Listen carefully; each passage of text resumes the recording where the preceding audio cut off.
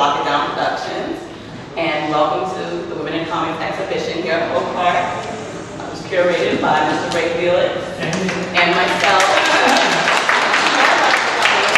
And thank you to the fabulous Lucy for allowing us.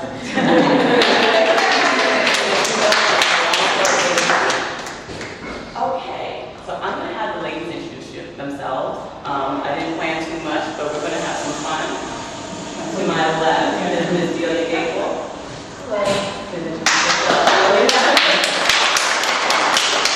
I am an independent artist and illustrator. I recently did a Ninja Named Sam, which is in stores now, and I'm working on a new project called Dash, the 1940s noir detective story.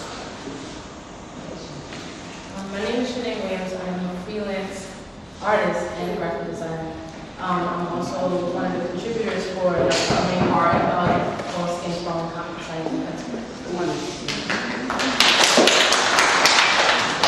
Hi, my name is Slim Briggs, and I'm the creator and artist for the Jelly Empire, and at the moment I am very obsessed with drawing robots.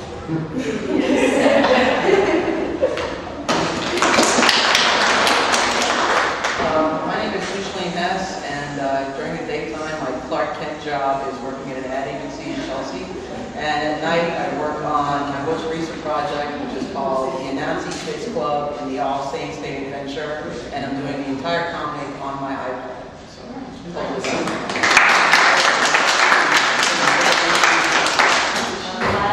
name is Rika Nakashima. I'm a manga artist and public art artist like this with these peekaboo sculptures. And I came this country 5 years ago from Japan.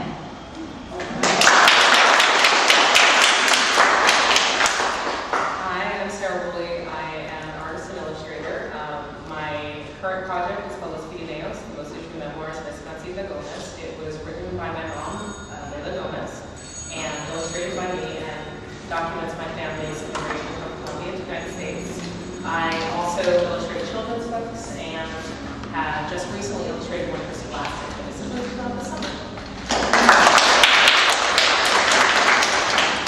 Hi, my name is Laura Alvarez. I'm an illustrator, graphic designer, and visual artist also, and I work at Hobart teaching art and having fun with the kids. So this is just some of the artists that are here on the walls today. And ladies, I want you to tell us about your artwork, what you brought in for us for the whole month to gawk at and absorb and look at. So we'll start with Lala.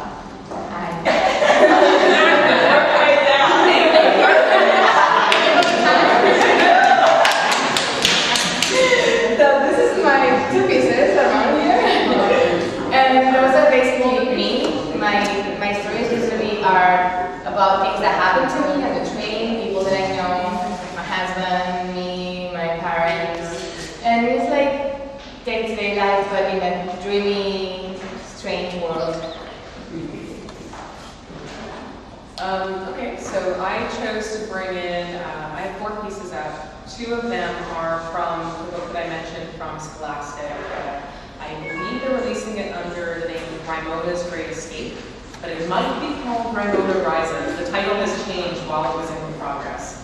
And so there are 2 pieces from that, and then I also brought in a piece from Los Pirineos that is a double-page spread about my family's history. It's the Gomez family tree. And the last one is a personal piece I did that I call the Cuddle Dragons. It's a sci-fi fantasy piece, but it's also actually my wedding invitation with my husband. We drew, I drew these 2 dragons kind of pose. So, all right, that was really sappy. But that is what the piece is.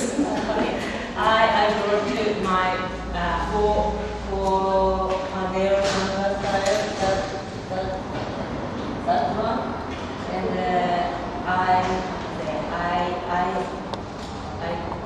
have my job for weekly Japanese free magazine in New York City for 10 years.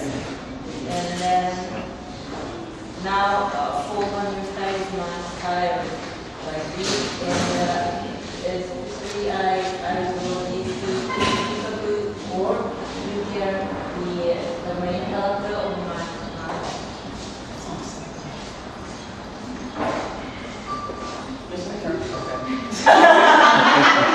My two pieces are over there. They're by the side entrance, and I did both of them with my iPad.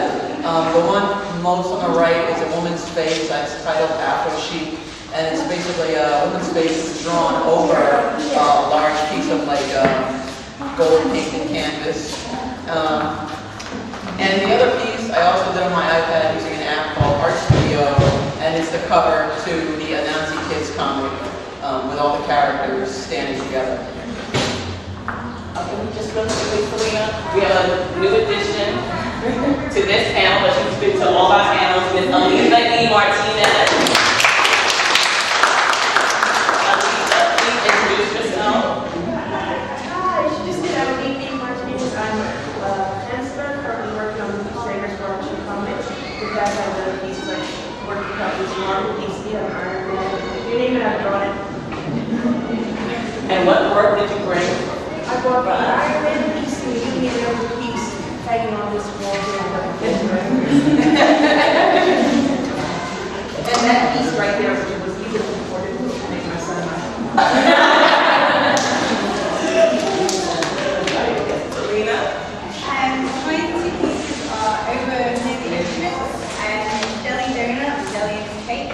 And they're both inspired by like recent ongoing living at the moment. I've been on food also, I've just been obsessed with destroying my little robot character jelly and giant food. Yeah.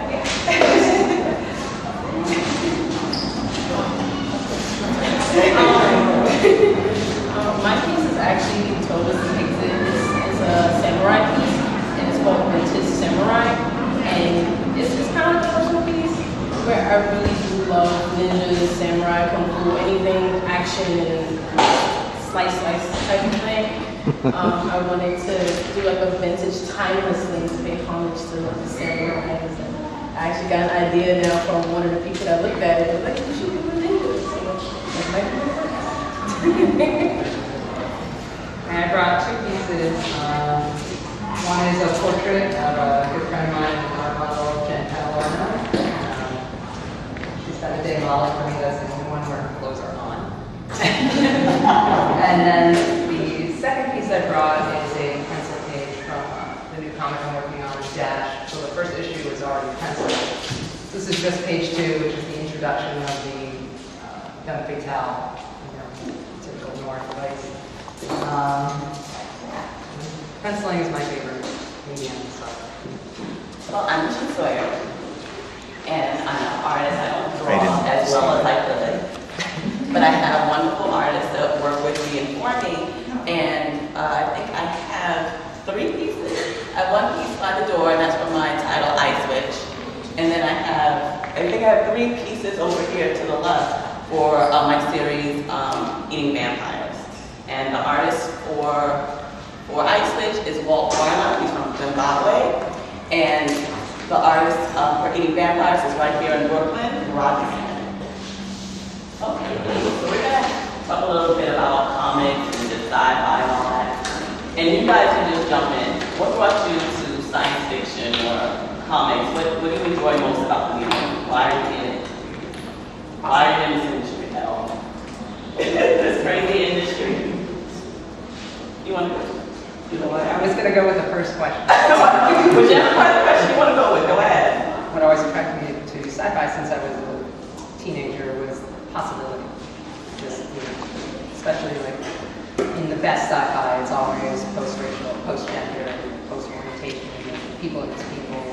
Everybody has problems, and there's still completely dystopic ways of dealing with technology, but it's still human beings.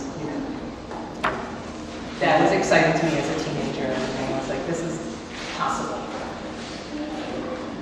I Star Trek, and Firefly. That's what really got me into it, where, you know, with sci-fi, everything, like, you know, and then you said everything is just different, and it's unique, and I like a lot of uniqueness and the spaceships. I mean, I feel like I was definitely a very dirty, not that well-adjusted little kid. So for me, it was escapism, to be perfectly honest. And it wasn't necessarily just about sci-fi, it was about stories. Whether it was children's literature like the Chronicles of Narnia, or looking at, you know, later on reading the Dune series. It was about being able to kind of escape that. So I kind of went into sci-fi from, not immediately from comics, but more from books and from, you know, from movies, from say watching Doctor Who as a little kid, right? So it was more about being able to escape into this other world where I felt very powerful, you know? And then I've always been drawn to creating art, and so as I turned into an adult, those two loves just married to love of storytelling and pictures. Here I am. Lisa. I just came to tell a story. I just welcome that I was surprised. I thought he was here. But I entered this field because I wanted to tell stories. I told I didn't know that women did not tell these type of stories, especially coming from out of the country. That was something that they considered to be achievable, something that's not real, for something you can't make money doing. But this is calling, they have to do it, even when I say I don't want to do it anymore, like right now, I don't feel like doing it anymore. But I have to, I'll still do it. So I'm here just to tell stories. Yeah. I don't know, I did that since I could hold a pencil in my hand. So I kind of enjoy it. Because it's the way to, my illustrations are not like real life, is what I would like to do. So it's always dreams and hopes and things that I want to do that I hope to put it somewhere. Because I'm not a good writer, so I draw it all the time. Well, I've always remembered myself drawing, and I used to draw on everything. I would draw on my notebook, I would draw on my homework, I would draw on my desk, and then finally my teachers were like, you have to find a way to channel your daughter's output, because this is destroying the classroom. So it started with that. She would put me in classes, and that combined with, like, I had certain teachers that put me on to really great science fiction and fantasy books like the Fern series by Anne McCaffrey. And they kind of just fused at some point, and I just started trying to have a lot of fantasy and sci-fi and monster elements in my work. And I also enjoy really telling stories. I like telling stories that are having some sort of Afrocentric appeal, so that kids can read those stories and see themselves, or the potential for themselves actually having that kind of adventure. I got influenced by Japanese special effects like a robot, superhero like a Godzilla, or Ultraman, like that. And especially, of course, I love women, heroine, superhero. I always imagine I got kidnapped someone by some bad guy, and always some beautiful, cool heroine saved me.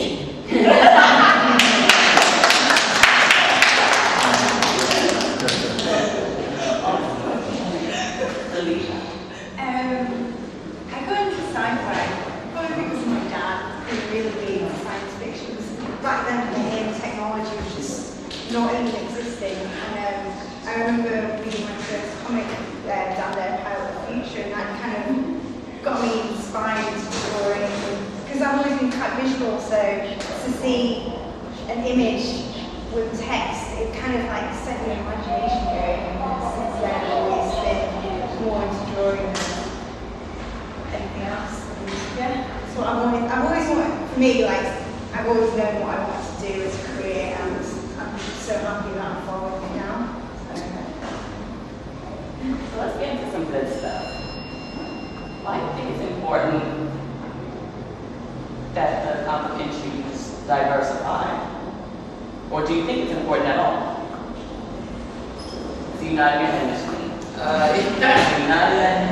important. I mean, growing up when I was reading comics, it was mostly white characters, and then I tended to gravitate towards funny animals and like Devil Dinosaur and things like that. But I never really saw myself in comics. And then after like Lord of the Rings, I was talking with a friend of mine, and I said, there's no place for someone like me in Middle Earth. And he said, sure there is. If you're like a battling savage that has like crazy hair. So that kind of was a stark wake-up call. And, You were the higher person. yeah, basically, So yeah, I definitely think that it's important because kids look at that and it gives them their own imagination fire to see what stories they can make up on their own. And I think that that's just very important application to like reality and non-reality.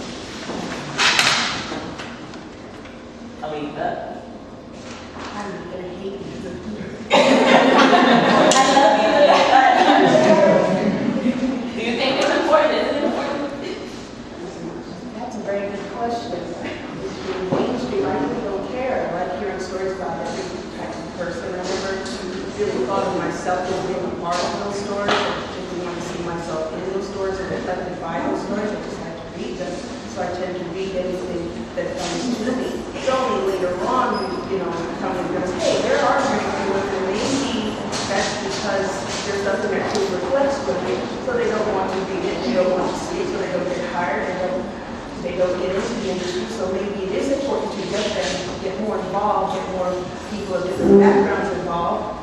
And I guess others would want to see it reflected that way, so that more people can enjoy it and stop being a little network.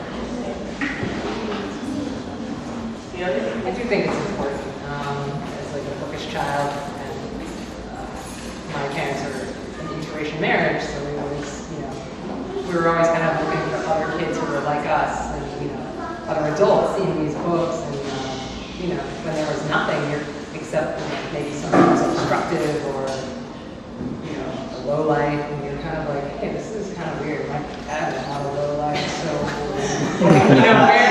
where's like the successful, I don't know, it was just really disturbing. So then you start looking for any clues. You're like, oh, this person is described as having curly hair in this novel. Oh, I think, maybe. Or, they're described as having brown skin, even if it's just a tan, you get excited. Maybe this is something that's like me.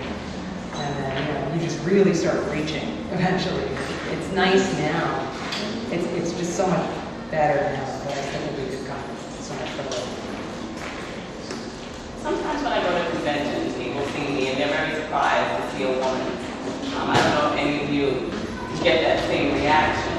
And they ask me, well, where are the women? And I know you guys are here. We're here. But where else are they in terms of in the industry outside of just being artists and editors and what have you? For those little girls who want to know where we are, tell me, where are these women in comics? I think they're creating stuff in their rooms in private. It's like working in isolation and not talking to anybody. Well, why do you think they're doing that? I think because if you have 100 women, we're all thinking, well, I'll be the only woman who shows up, and it's going to be kind of weird. People are either going to clump up and not talk to me, or as soon as I show up, the conversation just kind of dies. So I might as well just stay home and just, this is more valuable work time. There's no networking that I can do. But if they all showed up, it would be a full coterie.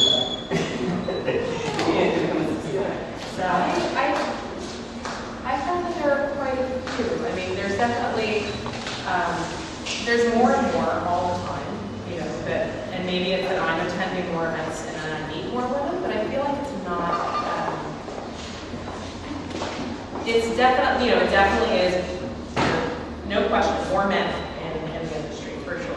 And more men that show up at conventions or are established or whatever. But there's definitely a lot of women too. And it's on us to encourage other women to come out as well as to form our own network. But, and I'm sure that it's changed a lot since, Alita, I'm sure you're one of those. I know, I've been here since the dinosaurs. Well, I'll say that. there's not to benefit from Superwoman being able to come in and kind of open up the industry. But there are other women. It's very funny.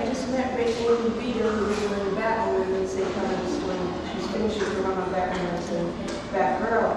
And she walked over to me, she looked at my work and realized I'd been there a long time. I thought I was the only one to say that of myself. And she didn't even know there was another woman in the industry doing anything at all. So I found it very strange. Well, I had education in the closet too. Well, Like we just work. I'm not Are you super secret? to work.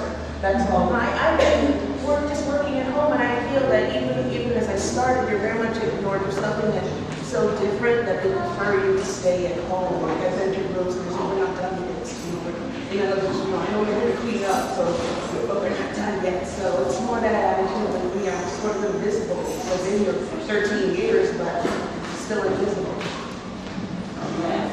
Like 4 or 5 years ago, we were tabling at a few cons, and I was really aggressively walking up to every woman with an exhibitor badge and being like, "What do you do?" And they were like, "I'm so-and-so's girlfriend." And I was like, "Are you kidding? Like all of you?" Like it just kept happening. And I didn't meet one female artist, and maybe they were just in the bathroom when I walked on. So like it was really frustrating. And then this past year I went to MoCA, and it was really exciting to see a lot more female artists. But I think it depends on what Comic-Con you go to, and I just recently started trying to go out to networking events, but before I was like, what's the point? I mean, what is the point?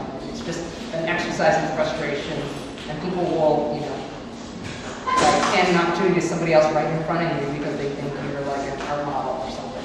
They're like, oh, you draw too? Oh, that's cute. But anyway, I'm talking to a serious guy. Just like, who's this guy? Like you find this. Yeah. That's my husband. I actually had these kind of experiences that I just started doing, like convention shows the past this year would be my second year. And actually at the past Bronx Heroes one, me and my friend was actually, having a table selling stuff. We actually had a lot of treats and everything. Yeah, so, I got cupcakes. Yeah. So I remember a couple of guys actually came up to me on my side and they actually asked, "Oh, did you do this?" And then I was like, "Yeah." But then they look at me with amazement, like I never drew before. Or they waiting for like a guy to come in between me and my friend. And my friend's actually female too, and she draws. And she's a baker too. So it was like they kind of thought I did everything or she did everything, or another, like whoever the guys were that were with us, they thought they drew all the stuff. And you were table, you were table holder. Yeah, and I was like, they were actually the guys that charged our stuff. So, but it was just, I actually came across that a couple of times and was like, yeah, I actually do this. What's the problem? Like I never, like I drew a Raven or I drew Flash. Yeah, I drew Flash. I drew that as just for fun, and I actually came across this. I think that with women, like I don't think we're so much hidden. We're just drawing, and it's actually pretty hard for a lot of people to feel that we actually did it. You know what I mean? Where people would think, oh, the men would do this because it's more men in the industry than it is women. And me, I'm just on a research. Like I'm just finding out how to get in the industry or how to just like stay independent. So I'm still on that journey. But I just think it's amazing. To expand on what you just said, does that mean, do you think that there's sexism in the industry? Yes. Yes. No. Yeah. At least from my experience, there's sexism in the world, right? So. Yeah. So does it make it harder? People don't take you seriously? Yeah, for me, it really does. Any horror stories? It's something when I share. Well, we're gonna talk. I just think it's easier in a group of people, like a male who has an opportunity to give is way more likely to give it to the other male standing there than two people standing there. Like if they're like, oh, we have a show going on, we're looking for people. Like this actually happened to me where the only time I ever dated an artist who sucked, by the way. He wasn't doing anything. Really? He wasn't doing anything. And you were master. I was in the masters, so I was like doing stuff, and the guy was like, just this guy I knew from art school, by the way, like from back in the day, was like, oh yeah, we're doing a show, oh you should be in it.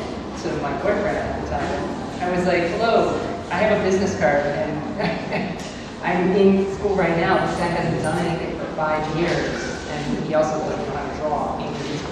Like, I don't understand. I was like, what happened? Like, where is the disconnect? And that to me was like a really prime example of how networking happens and how it can be mishandled. And I think that stuff like that, because I have other experiences, none as blatant as that, but that's what turned me off of going out and meeting other artists for a long time. Because I was like, what's the point anyway? They're just going to look at me like I'm a weird unicorn and not talk to me. Mr. Lee? Yeah, I would definitely say in the industry.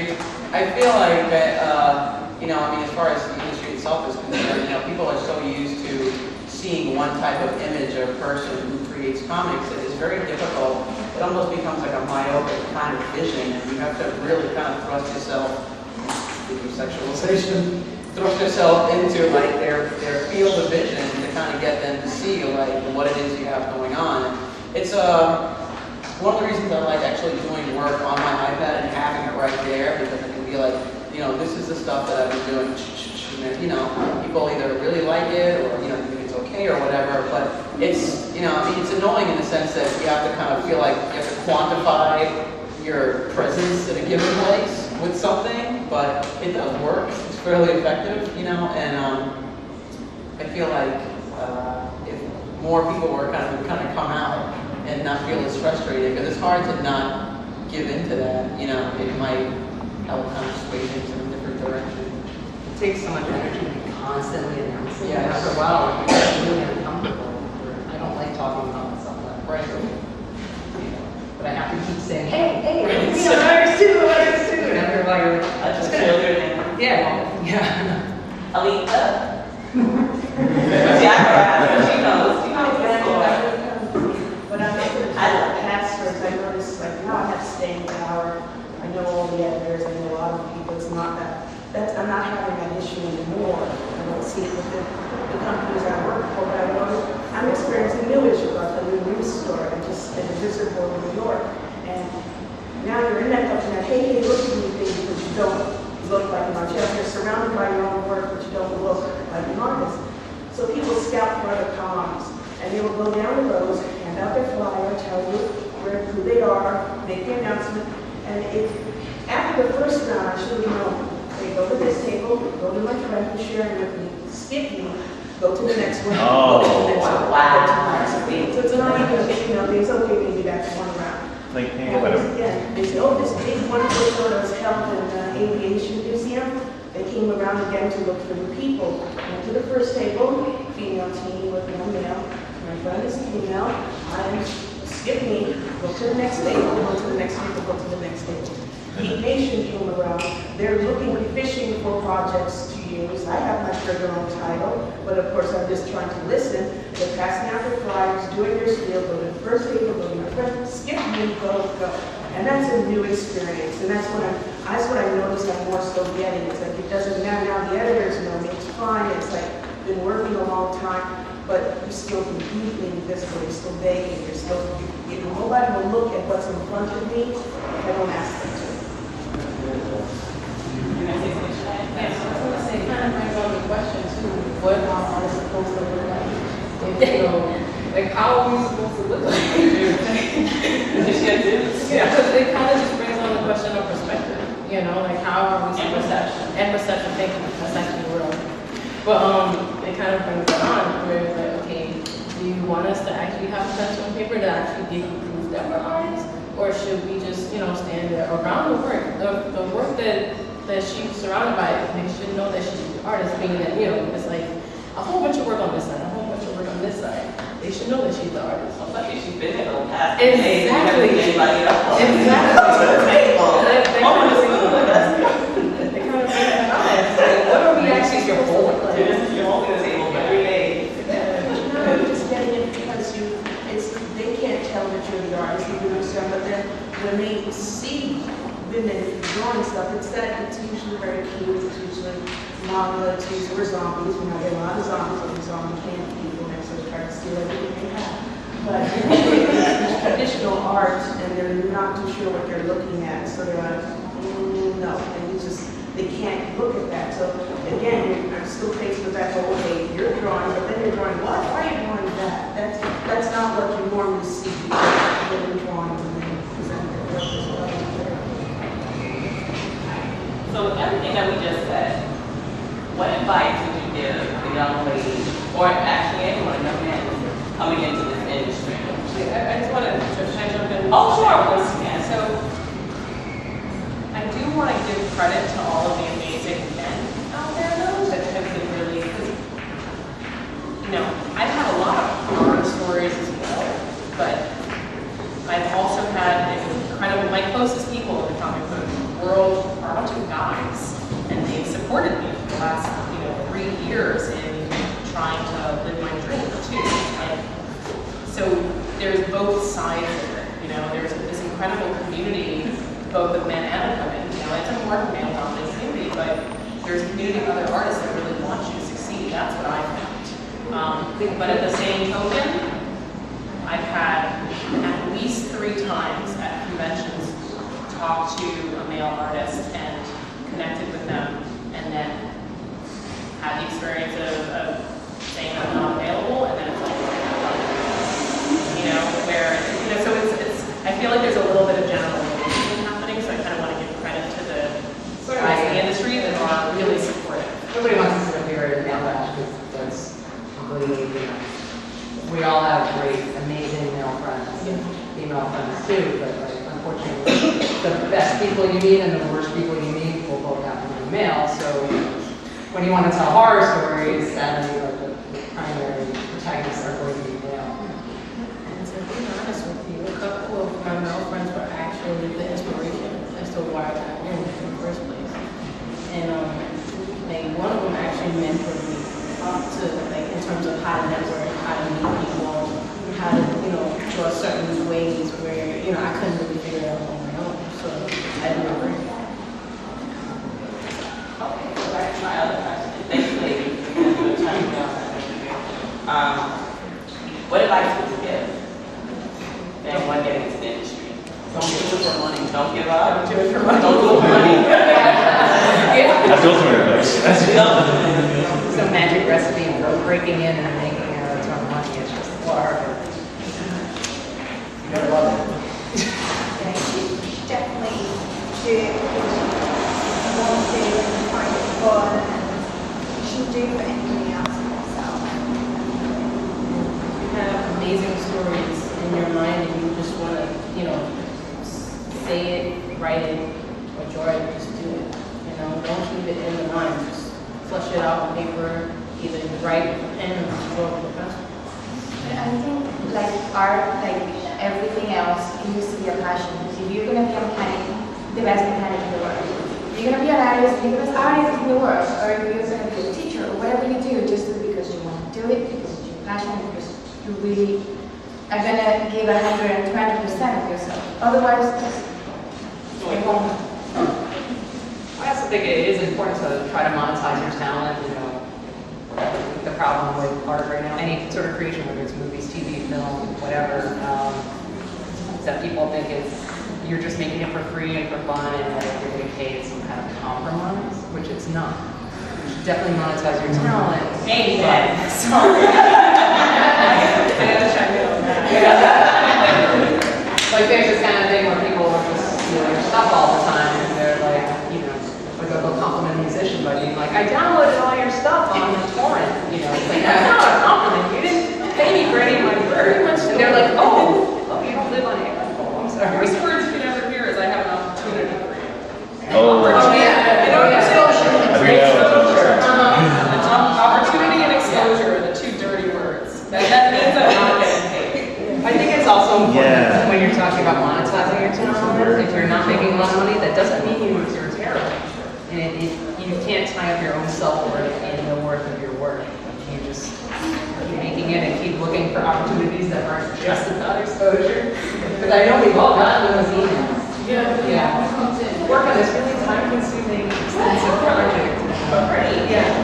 But it'll be great for your portfolio. Yeah. It means no exposure.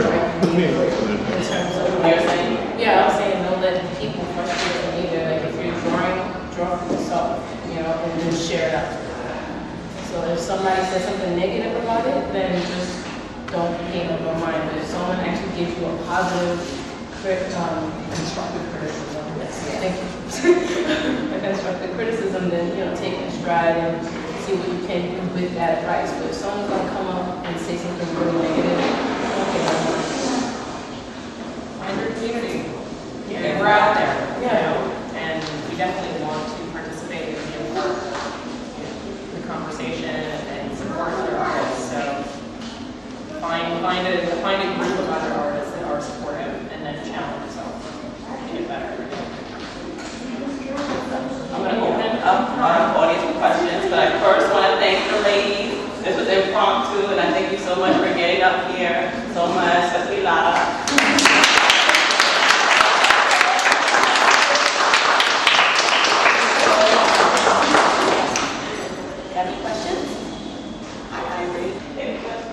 It's not a question, it's a comment. Rather, I have the same experience. We used to do we started out when we were doing artwork, we would do the anime conventions because we found that the people were a lot nicer and a lot more receptive. And then we were doing, when Comic-Con first started, we would sit at the table and people would come up and go, "Are you the artist?" And you go, "Yeah." And they go, "Really?"